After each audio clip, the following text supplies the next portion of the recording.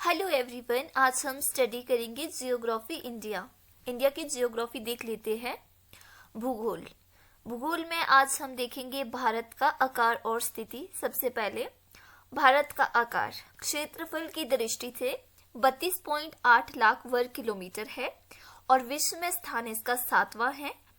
बड़ा आकार होने से इसमें जलवायु में विविधता पाई जाती है। यहाँ पर प्राकृतिक संसाधन अधिक है। अब भारत की स्थिति देख लेते हैं। अक्षांश से 8 डिग्री 4 उत्तर से 37 डिग्री 6 उत्तर और देशांतर से 68 डिग्री 7 पूर्व से 97 डिग्री 25 पूर्व।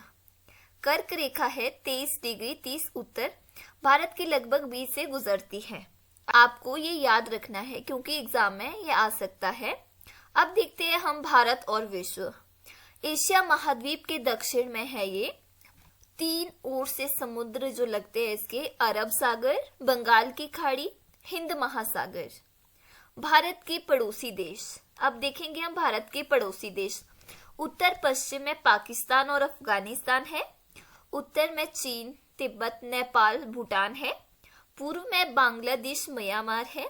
समुद्री पड़ोसी देश श्रीलंका, मालदीव है। ठीक है, इसके बाद देखते हैं हम भारत के भौतिक प्रदेश। भारत को 6 प्रमुख भौतिक भागों में बांटा गया है। सबसे पहले है हमारा हिमालय पर्वत। ये सबसे ऊंचा पर्वत है। युवा मोड़दार पर्वत है ये।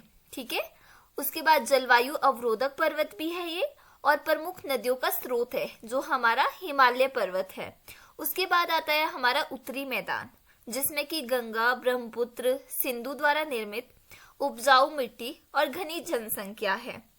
प्रायद्वीप पठार उसमें आता है, सबसे पुराना भाग है ये। खनिज संपदा से भरपूर है। काली लाल मिट्टी पाई जाती है।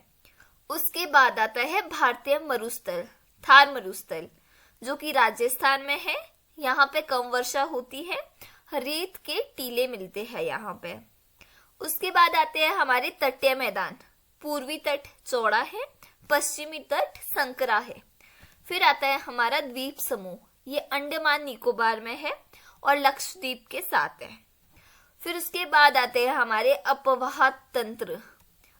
अपवाह की अवधारणा, नदियों और उनकी सहायक नदियों का जाल, ये हमारा अपवाह तंत्र कहते हैं। ठीक है, इसमें हिमालय नदियां जिसमें कि गंगा नदी तंत्र, उद्गम गंगोत्री है, सहायक नदियां यमुना, घाघरा, कोसी है।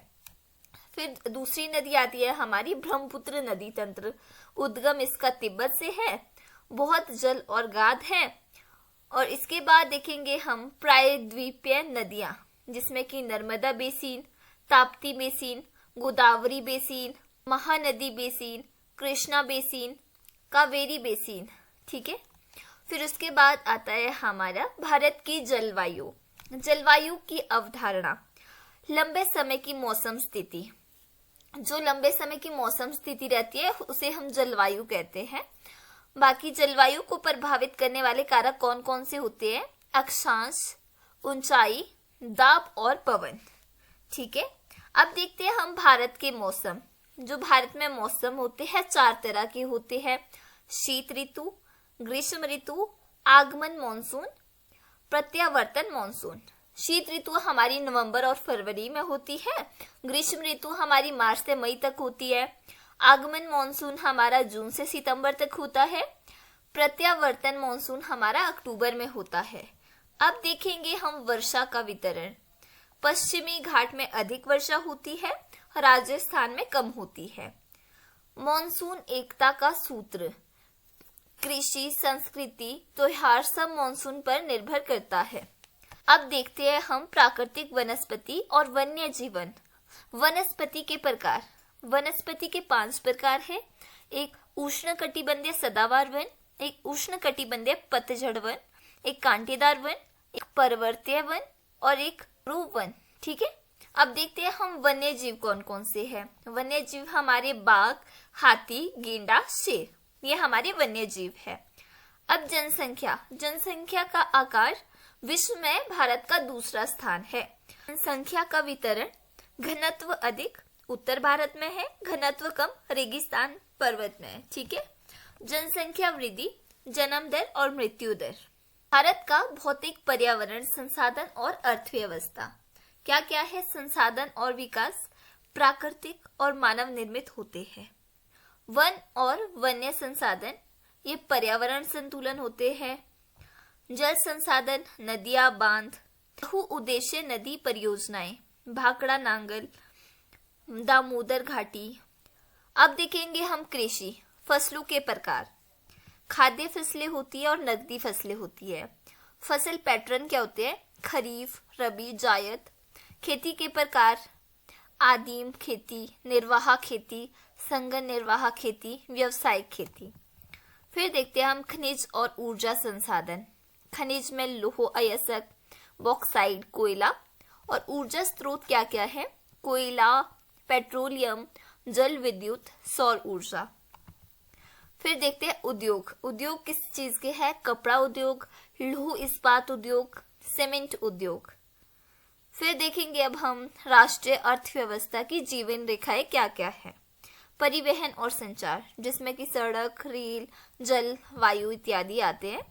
फिर ब्रह्मांड और सौरमंडल, जिसमें कि सूर्य ग्रह और उपग्रह होते हैं। स्थल मंडल और शैल में शैलों के प्रकार, आग्रह, अवसादी, रूपांतरित। फिर देखेंगे हम जलवायु, जलवायु में भूकंप, ठीक है।